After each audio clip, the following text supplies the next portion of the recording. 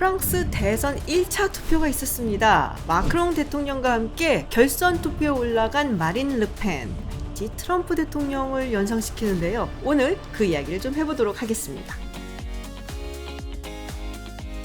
안녕하세요, 김주윤입니다. 지난 4월 10일 프랑스 대통령 선거 1차 투표가 있었습니다. 프랑스 대통령 선거는 두 번에 걸쳐서 이루어지죠. 1차 투표에서 과반을 차지한 후보가 나타나면 그 사람이 대통령이 되지만, 만약에 어떤 후보도 과반을 차지하지 못하게 되면 1, 2위를 차지한 두 후보를 2차 투표에서 붙인 다음에 거기서 이긴 사람이 대통령이 되는 겁니다. 대부분의 경우는 2차 투표를 거치게 되죠. 마크롱 대통령이 27.8%, 그리고 마린 르펜 국민연합 후보가 23.1%를 차지해서 각각 1, 2위가 됐죠. 그래서 4월 24일 2차 투표를 통해서 누가 프랑스 대통령이 될지 결정하게 됩니다. 지난 2017년 대선에서도 마크롱 당시 후보 그리고 르펜 당시 후보가 1, 2위로 결선 투표에 진출을 했고요. 당시 1차 투표에서의 두 명의 차이가 2.7% 포인트 정도 됐었어요. 그리고 요번에는 약 4.5% 포인트 정도 되는데요.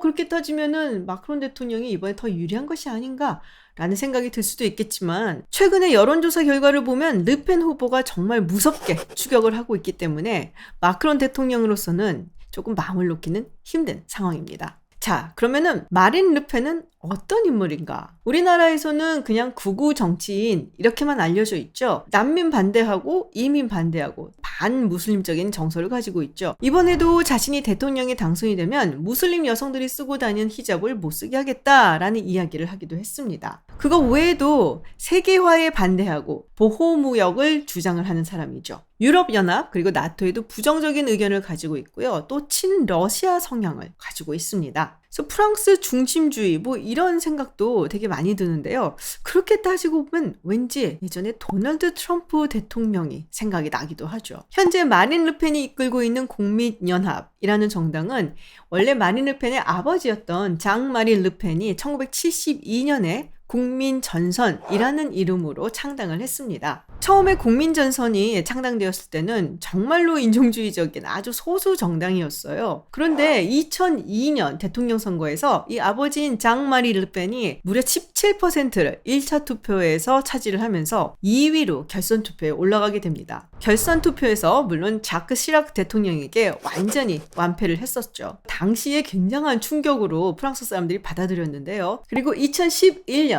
당대표가 현재 마린 르펜으로 바뀌게 됩니다. 그리고 2012년 대통령 선거에 나간 마린 르펜은 3위를 차지를 했어요. 이미 그때쯤에는 이 국민전선이 그냥 극소수 정당이 아니라 나름의 사이즈가 있는 정당으로 성장을 한 뒤였죠. 그리고 여기에는 아버지에 비해서 조금은 온건하다라고 볼 수 있는 이 마린 르펜의 영향이 있었습니다. 사실 이 아버지인 장 마린 르펜은 조금 심한 언사로 법정 싸움에 휘말린 적이 꽤 있어요. 인종차별적인 발언을 마구 한다든지 홀로코스트를 두고 인류 역사에서 있을 수 있는 조그만 일이다 라는 식으로 이야기를 하기도 했고요. 그래서 너무 극우적이다 라는 평가를 받았기 때문에 마린 르펜은 이런 아버지와는 조금 거리를 두려는 모습을 보였었죠. 그리고 참다 2015년에는 아버지와 대판 싸우고 아버지를 당에서 쫓아내기도 했습니다. 그리고 대통령 선거 포스터에서 자신의 성인 르펜을 빼는 모습을 보여왔어요. 그래서 그냥 마린이라고 얘기를 하죠. 이 르펜이라는 성이 자신한테 별로 도움이 되지 않는다라고 판단을 한 것 같죠. 그리고 2018년에는 결국 전당대회에서 당의 이름을 국민전선에서 국민연합으로 바꿉니다. 그렇다면 이번 대선에서는 무엇이 중요한 이슈일까 궁금해지는데요. 그런데 어떤 선거든 미국이든 영국이든 프랑스든 한국이든 일본이든 가장 중요한 이슈는 먹고 사는 겁니다. 경제라고도 우리가 이야기를 하죠. 그런데 우리가 국가 경제 상태를 나타내주는 실업률이라든지 경제 성장률 이런 것들도 중요하지만 사실 우리 피부에 와닿는 것이 가장 중요하거든요. 예를 들면 제가 주유소에 기름을 넣으러 갔는데 가스탱크를 꽉 채우는데 지난주보다 이번 주에는 2만 원이 더 들어간다. 이런 얘기라든지 아니면 우유를 사려고 했는데 지난주엔 3천 원이었는데 이번 주엔 6천 원이네? 정말 우리 피부에 와닿는 것들이 굉장히 영향을 많이 미치죠. 그런데 여러분 잘 아시다시피 지금 전 세계가 인플레이션을 경험하고 있지 않습니까? 프랑스도 마찬가지죠. 그리고 아직까지 여파가 조금 남아있는 코로나19도 있습니다. 정부가 이 코로나19 팬데믹을 얼마나 잘 대응했고 또 처리를 했었는지 이 부분에 대한 평가도 들어갈 수가 있겠죠. 물론 러시아의 우크라이나 침공도 일정 부분 영향을 미쳤습니다. 그래서 러시아가 우크라이나를 침공하고 난 직후에는 이 마크롱 대통령의 지지율이 확 올라가는 모습을 보였어요. 그런데 오래가지 않았죠. 많은 국가의 국민들은 자신들의 안위에 직접적으로 영향을 끼친다라고 보기 힘든 외교 정책에 대해서 상당히 무관심한 편입니다. 그리고 그게 표심으로 이어지는 경우는 그렇게 많지는 않아요. 초반에 마크롱 대통령의 지지율에 긍정적인 영향을 미쳤던 러시아의 우크라이나 침공 같은 경우는 그동안 친러시아적인 성향을 보여왔었던 후보들, 예를 들면 마린 르펜이나 에릭 제무르에게는 약간은 불리하게 작용을 했지만 얼마 지나지 않아서 마크롱 대통령에게 긍정적인 그런 영향이 조금씩 사라지고 그리고 마린 르펜에게 이 지지가 몰리는 현상을 보여줬거든요. 결국 내 앞에 밥그릇이 이웃나라의 전쟁보다 더 중요한 것이죠.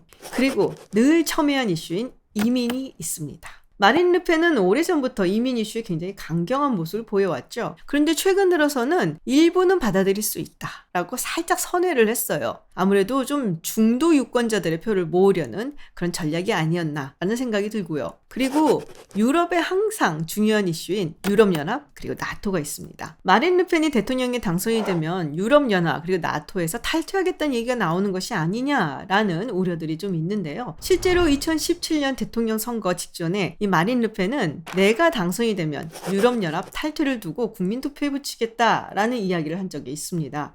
마치 브렉시트처럼요. 최근에는 중도파를 끌어들이기 위해서 좀 톤다운하고 말을 아끼고는 있는데 그렇다고 해서 스탠스가 완전히 바뀌진 않았을 거다라고 보고 마린 르펜이 대통령이 당선이 된다면 브렉시트가 있는 것이 아니냐라는 우려의 목소리도 있습니다. 프랑스는 유럽연합 내에서 두 번째로 경제 규모가 큰 국가이고요. 상당히 주력 군사력이 뛰어난 국가죠. 사실 영국이 이미 브렉시트로 탈퇴를 했잖아요. 근데 만약에 프랑스까지 유럽연합을 탈퇴를 하게 된다면 유럽연합에는 독일만 남는 것이 아니냐라는 이야기가 나오고 있습니다. 또 하나는 현재 러시아가 우크라이나를 침공했고 또 서방 측이 제재를 하고 있는데 여기에 분열이 올 수가 있다라는 부분입니다. 우크라이나 침공 이후 서방이 상당히 단결된 모습을 예외적으로 보여주고 있죠. 그런데 아까도 잠시 말씀드렸지만 마린 르펜은 친러시아 그리고 친푸틴 성향을 보여왔었거든요. 이번에 러시아의 우크라이나 침공이 워낙에 충격적이기 때문에 말을 좀 아끼는 편이긴 하지만 TV 토론회 때 러시아로부터의 가스 수입을 제재해야 되는가? 라는 질문에 이런 답을 했습니다. 그렇게 하면 경제적인 자살 행위이다. 우리나라 국민부터 먼저 생각해야 된다. 실제로 2017년 대선 당시에는 2014년에 있었던 러시아의 크림 병합 문제를 두고 이거를 인정해야 된다 그리고 지지한다라고 이야기를 했습니다. 그리고 그로 인해서 있었던 서방 측의 러시아 제재에 대해서 반대한다라는 입장을 분명히 하기도 했었죠. 그래서 미국과 러시아가 현재 프랑스 대선을 굉장히 예의주시하고 있습니다. 미국은 미국대로 러시아는 러시아대로 생각이 있겠죠. 미국과 유럽연합 사이의 관계에도 변화가 있을 수 있다라는 얘기가 있죠. 이전에 트럼프 대통령 당시에는 유럽연합에 대해서도 그렇고 특히 나토에 대해서 상당히 부정적인 모습을 보였었는데요. 바이든 대통령 들어와서는 유럽 국가들과 동맹관계를 잘 유지를 해야 된다라는 입장을 밝히고 있죠. 그래서 상당히 좀 노력을 하는 모습을 보이고 있는데 이번에는 미국으로부터가 아니라 유럽에서 먼저 특히 프랑스에서 먼저 미국과의 관계를 재정립하려는 모습이 보일 수도 있다라는 것이죠. 그런데 이렇게 마린 르펜이 인기를 얻는 걸 보고 또 생각나는 것이 있습니다. 제가 예전에 라이브를 할 때 이런 질문을 받은 적이 있어요. 트럼프 대통령에 대해서 어떻게 생각하느냐. 그 당시에 이 트럼프 대통령에 대한 긍정적인 혹은 부정적인 의견하고는 상관없이 도널드 트럼프라는 인물이 미국 대통령에 당선이 된 것에 대해서 굉장히 사회적으로 또 정치적으로 중요한 의미를 가진다라고 대답을 한 적이 있습니다. 이번에 르펜도 비슷한 상황이 아닌가라는 생각이 좀 드는데요. 잘 알려진 프랑스의 경제학자 토마 피케티 기억들 하시죠? 이 피케티 교수가 2020년에 낸 책이 있습니다. 자본과 이데올로기라고요. 그 책의 15장이 브라만 좌파, 미국과 유럽의 새로운 균열이라는 제목을 가지고 있습니다. 사실 이 챕터는 예전에 2018년쯤에 논문으로 피케티 교수가 초고를 낸 적이 있어요. 근데 그 당시의 제목은 브라만 좌파 대 상인 우파였습니다. 제목을 정말 잘 뽑았어요. 그때 당시에 2016년에 영국의 브렉시트, 미국의 트럼프 대통령 당선을 두고 여러 가지 이야기가 나오던 때였죠. 피케티 교수의 얘기는 미국과 영국의 예시를 들면서 우리가 전통적으로 생각해 왔었던 좌우 진영이 상당히 구성이 달라졌다라는 거였습니다. 우리가 보통 미국의 민주당을 생각을 하면 예전에는 이 블루칼라 노동자들을 생각을 했었거든요. 이들을 위한 정당이다. 그렇지만 현재의 민주당은 고학력 엘리트들의 정당이 되었다라는 것이 피케티 교수의 주장이었습니다. 한창 당시 선거 때 이슈가 되었던 세계화의 열매를 따먹는 것은 공화당의 자산가들 뿐만이 아니라 이 고학력 엘리트 전문가들도 포함이 되어 있다는 것이죠. 보통 고학력인 경우는 소득 수준도 높아서 고소득인 경우가 많고, 그리고 노동자 계층은 이제는 신흥 부유층이 된 고학력 엘리트들의 정당이 된 민주당으로부터 상당한 괴리감을 느끼게 됐다는 것이죠. 그리고 이들이 이야기하는 진보의 가치는 예전처럼 노동자 그리고 자본가로 나뉘는 양분적인 가치가 아닙니다. 이제 이들은 환경, 기후변화, 소수자 인권, 여성 문제 등을 이야기를 하고 있죠. 이런 이슈들에 대해서 진보적인 스탠스를 가지는 것이 과연 노동자 계층하고는 무슨 상관이 있을까요? 내가 생계를 위해서 나가서 일을 해야 되는 공장이 있는데 이 공장이 환경에 해악이 된다면서 공장 문을 닫아야 된다고 시위를 하고 있는 사람들을 보면서 맞아. 환경을 생각하게 되기 때문에 나는 이 의견에 동의를 해야 돼 라고 생각을 할까요? 아니면 이 사람들 때문에 내가 직장을 잃으면 어떡하지? 라고 생각을 할까요? 우리 회사는 좀 더 노동력이 싼 개발도상국 쪽으로 공장을 옮기려고 하고, 그래서 나의 공장은 언제 문을 닫을지 모르는 그런 상황이 됐습니다. 그리고 내가 지지했던 정당은 이제는 기후변화 이야기, 또 소수자 인권 이야기, 이민자 이야기를 하고 있는데 맞는 이야기다 라고 할지라도 그게 오늘 컨베이어 벨트 앞에서 일하고 있는 나에게 얼마나 영향을 줄까요? 현재 민주당이 주장하는 가치에 반대되는 이야기를 하는 사람들에 대해서 은근 무시하는 경향이 있죠. 못 배워서, 무식해서, 양심도 없고 다음 세대를 생각하지 않기 때문에 정의롭지 못하다라는 취급을 하기도 하죠. 이런 취급을 당하면 이 사람들은 어떤 생각을 할까요? 그래, 너희는 먹고 살만하니까 그런 한가한 생각을 할 수도 있겠지. 이런 분노가 쌓이고 쌓였는데 이 말을 직접 입 밖으로 내주고, 그리고 나는 당신들이 왜 화가 났는지 알아요 라고 말해주는 사람이 나타났어요. 그게 바로 도널드 트럼프였죠. 프랑스에서는 아마도 마린 르펜이 그 역할을 하고 있는 것이 아닌가라는 생각이 듭니다. 물론 이번 르펜 후보의 선전이 르펜보다 훨씬 더 극우적이고 오른쪽에 있는 에릭 제무르가 있기 때문이다 라고 이야기를 한 사람들도 있습니다. 상대적으로 조금 덜 오른쪽으로 보이는 것도 있고요. 또 자기가 톤 조절을 조금 하면서 약간 중간으로 옮겨가는 모습을 보인 것도 상당히 유효했다 라고 이야기를 합니다. 그리고 선거운동을 상당히 잘한다고 소문이 난 마크롱 대통령이 3월 초만 하더라도 여론조사에서 꽤 넉넉하게 이기고 있었기 때문에 조금 방심한 것도 있었죠. 그래서 본격적인 선거운동을 너무 늦게 시작했다라는 이야기도 있었고요. 그리고 프랑스 국내 문제에 집중을 하기보다는 러시아의 우크라이나 침공이 있고 하니까 약간 국제적인 플레이어로 보이려고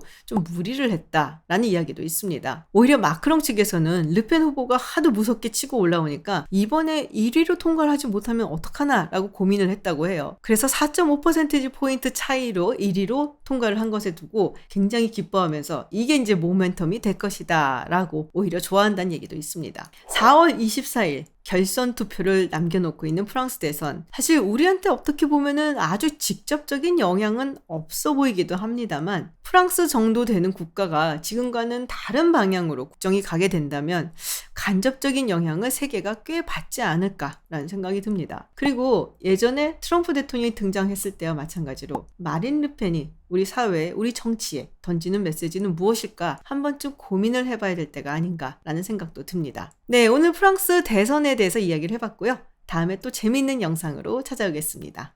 고맙습니다.